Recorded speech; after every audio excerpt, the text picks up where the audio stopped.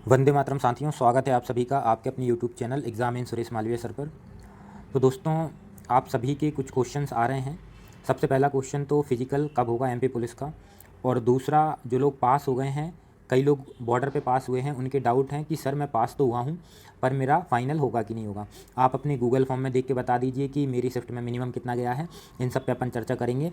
और एक official notice जारी हुआ है ना, तो उस पे अपन चर्चा करेंगे कि उसके अनुसार अगर अपन चलें तो आपके पास अभी कितना समय है। तो इन सभी मुद्दों पर अपन चर्चा करेंगे, तो आप बिल्कुल वीडियो में लास्ट तक बने रहिएगा। वीडियो को लाइक ज़रूर कर देना दोस्तों, और चैनल पे नए हों तो सब्सक्राइब कर लेना। हम कभी भी आपको बिना प्रूफ के कोई जानकारी नहीं देते हैं। जो भी जानकारी देते हैं बिल्कुल वैलिड सोर्स के साथ देते हैं, और हम कुछ भी होता है तो उसका हम गूगल फॉर्म भी फिल करा लेते हैं, तो उससे हमें डेटा की जानकारियाँ मिल जाती हैं। ठीक है दोस्तों, तो अपन चर्चा करेंगे हर एक चीज़ पर। आप बस वीडियो में लास्ट तक बने रहिएगा। सबसे पहले तो ये एक खेल और युवा कल्याण विभाग मंत्रालय वल्लभ भवन भोपाल, इससे 25 मार्च का है ये एक आदेश जारी हुआ है। इसमें ये सभी कलेक्टर को, ये लिखा हुआ है यहाँ पे, सभी जिला कलेक्टर, पुलिस आयुक्त, अधीक्षक, है ना, ये और जो सभी जिला के जो खेल अधिकारी हैं, इनके लिए ये एक लेटर लिखा गया है। इसमें बोला है कि पुलिस विभाग की भर्ती में शारीरिक दक्षता परीक्षण हेतु प्रशिक्षण की व्यवस्था, मतलब कि आपका जिनका भी पुलिस भर्ती में नाम आया है, क्वालिफाई हुए हैं, उनको सबसे पहले ट्रेनिंग देना है कुल मिला के।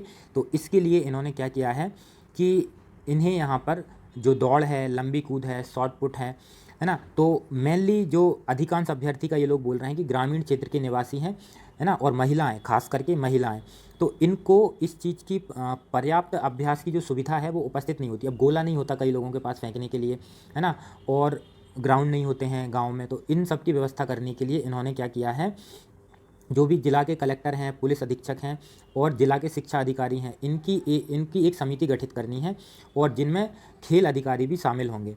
तो ये जो समितियां होंगी, ये क्या करेंगी, ये समितियां करने वाली हैं कि अभ्यास जो भी बच्चे पास हुए हैं वो किस स्थान पर अभ्यास करेंगे, प्रशिक्षण की क्या व्यवस्था रहेगी, सामान कैसे क्या रहेगा, है ना, सामान की जानकारी कैसे, जो भी है सामग्री जो भी आपको ज़रूरत पड़ेगी, जैसे गोला फेंक है, रस्सियाँ हैं, है ना, कूद के लिए ग्राउंड है, इन सब की आपको जो भी है इक्विपमेंट की रिक्वायरमेंट जो भी आपको पड़ने वाली है, उन सब की व्यवस्था के लिए, ट्रेनिंग के लिए कुल मिलाकर आपको ये जो समिति है वो फैसला लेगी। फिर इसके अलावा जिले में अभ्यर्थियों की संख्या को ध्यान में रखते हुए जिला स्तर पर अभ्यास करने हेतु उपयुक्त स्थान का चयन किया जाए। ठीक है, फिर यहाँ पे लिखा है जिला स्तरीय विभागीय खेल परिसर के अतिरिक्त संभागीय मुख्यालयों में स्थित विश्वविद्यालयों, महाविद्यालय, हायर सेकेंडरी स्कूल, जिनके पास भी खेल का मैदान उपलब्ध हो, इसके लिए उनको मार्किंग की जाए, चिन्हांकित की जाए, और उन्हें फिर उसमें शामिल किया जाएगा। ठीक है, अभ्यास हेतु चिन्हांकित जो भी मार्क हुए हैं, प्रत्येक खेल मैदान में एक प्रशिक्षक की व्यवस्था की जाएगी, है ना। तो ये चीज़ आप देखेंगे, जो प्रशिक्षक हो सकता है वो हायर सेकेंडरी स्कूल का जो पीटीआई का जो टीचर होते हैं वो हो सकते हैं। उनके अलावा अन्य प्रशिक्षक भी होते हैं, कुछ प्राइवेट को भी ये लोग ले सकते हैं, है ना, जो अच्छे हैं, जिन्होंने कुछ नेशनल इंटरनेशनल लेवल पे कुछ जीता हो, ऐसा भी लोगों को ये लोग ले सकते हैं। ये सभी कुछ करने के बाद ईमेल और मोबाइल नंबर पे जो भी सूची होगी उसका जिला स्तर पर प्रचार किया जाएगा। फिर उसके बाद जो भी सभी स्टूडेंट जो पास हुए हैं उनके मोबाइल पे या ईमेल पे मैसेज उन्हें प्राप्त होंगे, और जो भी इच्छुक हैं वो इसके लिए अप्लाई कर सकते हैं। फिर इसके बाद जो भी है, यहाँ पे अगली लाइन यहाँ पे लिखी है कि जिला स्तर पर चिन्हांकित खेल मैदान और प्रशिक्षण प्रभारी के नाम और ये जो सभी जानकारियां हैं, ये खेल एवं युवा कल्याण विभाग को 31 मार्च तक दी जाएंगी, और ये सभी जो इसकी खेल एवं युवा कल्याण की वेबसाइट है वहाँ पर प्रदर्शित की जाएंगी ये जानकारियाँ, और ये नोटिस भी वहीं पे आपको मिल जाएगा। महाविद्यालयों में जो भी खेल पदाधिकारी जो अधिकारी हैं, वो जो पदस्थ हैं, हायर सेकेंडरी स्कूल में जो भी पीटीआई टीचर हैं, है ना, तो उनके सहयोग से ही अपन को ये लोग बोल रहे हैं कि ये करेंगे, और ये सभी का आपको पूरी जानकारी ये आप लोगों को देंगे। ठीक है, अब यहाँ पे खेल मैदान पर इन्होंने बोला है कि एक प्रशिक्षित व्यक्ति आवश्यक रूप से उपस्थित रहने एवं अभ्यर्थियों के लिए पर्याप्त व्यवस्था सुनिश्चित की जाए। यह ज्ञापन स्कूल शिक्षा विभाग एवं उच्च शिक्षा विभाग की सहमति से जारी किया जा रहा है ना, तो और ये 25 मार्च को जारी किया गया है। ठीक है, अब आप लोग दोस्तों, ये जो नोटिस है ये खेल एवं युवा कल्याण विभाग ने दिया है, तो जाहिर सी बात है कि 31 मार्च तक तो ये इनको कमेटी का रिस्पांस देंगे, फिर ये वेबसाइट पर पब्लिश करेंगे, फिर बच्चों को ये मैसेज भी भेजेंगे, फिर सभी लोग जो भी हैं, मतलब प्रशिक्षण स्टार्ट होगा लगभग, अपन एक्सपेक्टेड मान लेते हैं कि 10 अप्रैल से ही अगर आपका प्रशिक्षण स्टार्ट होगा, तो कम से कम नहीं तो 1 महीने तो प्रशिक्षण देंगे ही, 1 से ज़्यादा ही देंगे, 2 महीने भी अगर आपको प्रशिक्षण देंगे तो वही आपका। अब ये जहाँ तक इस नोटिस को अगर अपन आधार बनाएं तो 2 महीने का भी अगर ये आपको प्रशिक्षण की व्यवस्था करेंगे गर्मियों में भी, तो ये आपको 10 जून तक ये आपका खिंच जाएगा, ठीक है ना। मैं सिर्फ इस नोटिस के आधार पे बात कर रहा हूँ कि 2 महीने का भी प्रशिक्षण अगर ये देंगे जल्दबाजी में तो ये 10 जून तक खींच देंगे और फिर आपका बारिश स्टार्ट हो जाएंगी। तो जैसे कि पिछली बार आपकी जेल प्रहरी की रनिंग हुई थी तो जुलाई में हुई थी, है ना, और आपकी एसएससी जीडी की जो रनिंग हुई थी वो आपकी जून में स्टार्ट हो गई थी। वैसे तो वो अप्रैल मई में शेड्यूल थी, लेकिन कोरोना के कारण वो जून में हुई थी। तो जून में आपकी रनिंग हो जाती है, कोई दिक्कत नहीं होती है जून में रनिंग कराने में। तो ये लोग हो सकता है आपकी जून में अब रनिंग लें, हो सकता है, ऐसा मैं बोल रहा हूँ, हो सकता है। बाकी आप लोग अपनी तैयारी करते रहिए, कोई भरोसा नहीं है पीवी का, है ना। बाकी इस लेटर को अपन आधार बनाएं तो कोई भी इंसान इतना तो समझ ही सकता है कि 31 मार्च तक तो इनकी रिपोर्ट जाएंगी, फिर ये उस पर जो भी है ग्राउंड वगैरह तैयार करेंगे, इक्विपमेंट परचेस करेंगे, ये सारी व्यवस्थाएं करने में इन्हें 10-15 दिन का समय लग जाएगा और ये 2-4 दिन ट्रेनिंग तो करा नहीं देंगे। तो कम से कम इनको मिनिमम 1 महीने और 2 महीने तो इनको ट्रेनिंग करानी ही पड़ेगी। तो ये आप समझ सकते हैं कि जून जुलाई में ही आपका फिजिकल होने की संभावना है। इसके अलावा आप लोग, कई लोग बोल रहे हैं कि सर मेरे 70 मार्क्स हैं जनरल से, मेरा फाइनल हो पाएगा कि नहीं हो पाएगा। तो दोस्तों देखो, ये अपन ने गूगल फॉर्म सर्वे के आधार पर एक ट्रेंड निकाला था कि लोएस्ट कितने नंबर में क्वालिफाई किया है किस कैटेगरी का और हाईएस्ट कितने नंबर में क्वालिफाई नहीं किया है। तो आप यहाँ से एक अंदाज़ा लगा सकते हैं कि जैसे कि मैं आपको एक अंदाज़ा लगा के बताता हूँ। जैसे कि ओबीसी मेल की बात करते हैं अपन, है ना, तो 66 नंबर में सिलेक्शन हुआ है मिनिमम और मैक्सिमम 73 में सिलेक्शन नहीं हुआ है। तो इसका मतलब क्या है कि 66 वाली शिफ्ट आपकी क्या थी, कठिन रही होगी, और 73 वाली ईजी रही होगी।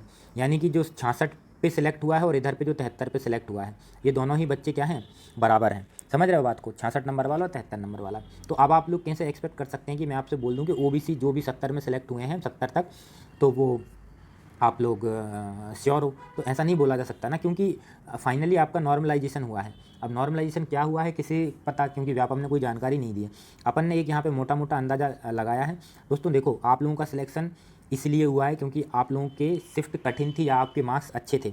बाकी जो भी धांधली हैं उनको अगर अपन इग्नोर कर दें तो, है ना, तो लेकिन आप यही मान के चलो कि हाँ आपने मेहनत करी है, आपका सिलेक्शन हुआ है। तो दोस्तों आप इस मौके को मत गवाइए, भले ही आपका सिलेक्शन 65 नंबर में हुआ हो या 66 नंबर में हुआ हो, आप सभी लोग रनिंग करिए। कुछ लोगों का ये भी कहना है कि सर हमारा ऐसा है कि हमारा एनटीपीसी का पेपर भी है, सर हमारे अदर पेपर भी हैं, तो हमको क्या करना चाहिए सर, क्योंकि रनिंग करते हैं तो 3-4 घंटे लग जाते हैं, फिर दिन भर कुछ पढ़ाई नहीं होती और फिर थकान थकान सी लगती है। तो आपका सही है। देखो, अगर आप लोग इन नंबरों के, देखो यार मैं क्या बताऊँ आपको, अगर आपको लगता है कि मेरा हो जाएगा तो आप करिए, है ना। और अगर आपको लगता है कि हाँ मेरे थोड़े बहुत कम नंबर हैं तो आप एनटीपीसी में अच्छा कर पा रहे हैं तो वहाँ पे अच्छा कीजिए, अदर एग्जाम में कर पा रहे हैं तो वहाँ पे कीजिए। लेकिन अगर आपके पास कोई भी ऑप्शन नहीं है, सिर्फ एमपी पुलिस ही ऑप्शन है, तो आप लोग मिनिमम नंबर में भी आप लोग रनिंग करिए। यही मेरी सलाह रहेगी भाई आप लोगों को। और अगर आप दोनों मेंटेन कर पा रहे हैं तो करिए, ठीक है। तो रनिंग तो जिनका भी कितने भी नंबर में हुआ हो सभी लोग रनिंग करो, है ना। फिर आप लोगों ने बोला कि सर हमें आप ऐसा करके एक ऐसा बना दीजिए जैसा कि ये बनाया हुआ है कि सर 8 जनवरी में शिफ्ट 1 में EWS male female, OBC male female, SC male female, ये ऐसा आप लोग कैटेगरी वाइज शिफ्ट वाइज आप बता दीजिए कि कितने पे सिलेक्शन हुआ। तो दोस्तों मैंने एक लड़के को लगाया अभी काम पे, अब 6000 लोगों का डेटा था मेरे पास गूगल फॉर्म में, तो आप लोग देख पाएंगे वहाँ पे हर एक शिफ्ट का लगभग 70, 80, 100, किसी का 200, किसी का 50 भी है।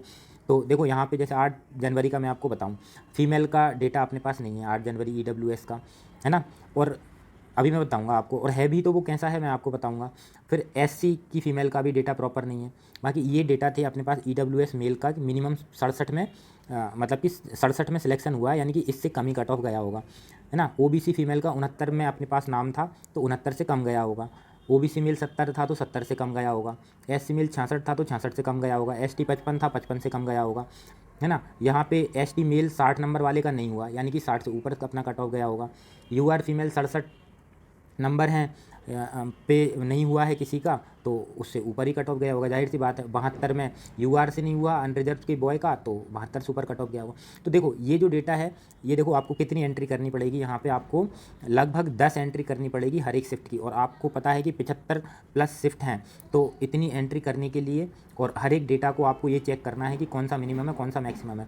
अब आप लोग अगर एक्सेल चलाना जानते होंगे तो वहाँ पे लगते हैं फॉर्मूले, और फॉर्मूले इस तरीके के डेटा में कभी नहीं लग सकता है जहाँ पे आप लोग ये ऐसा करके देंगे। आपसे पूछा है केवल नंबर भरो, बताया भी था कि नंबर भरना। आप 68 ओबीसी लिख रहे हो यहाँ पे, ओबीसी के लिए यहाँ से एक कॉलम दे के रखा था।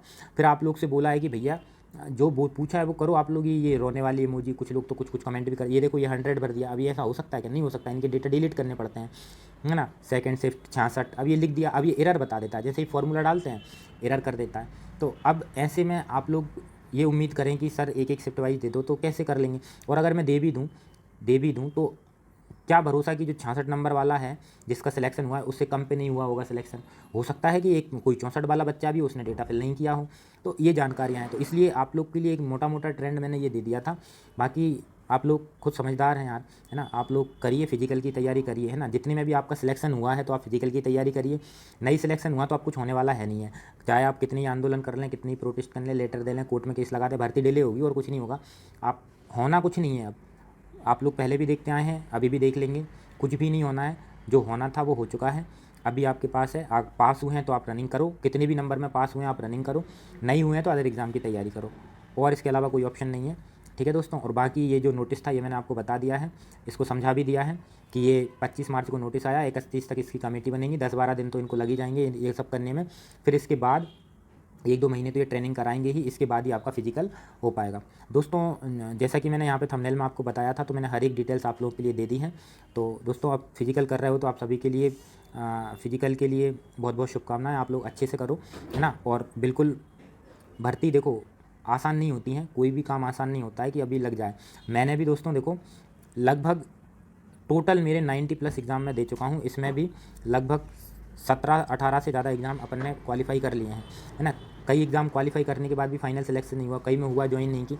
तो ऐसा बहुत कुछ होता है, सभी के साथ होता है। आप लोग एक भर्ती है इसको इतना सीरियसली लेके बैठ गए हो, तो उसी पे आप लोग बिल्कुल दिन रात लगे रहते हो। टेलीग्राम में भी आप लोग बिल्कुल पता नहीं क्या नेतागिरी करते हो, वहाँ पे पार्टी वार्टी बनाओगे, क्या करोगे। तो ये सब बातों से दूर रहो।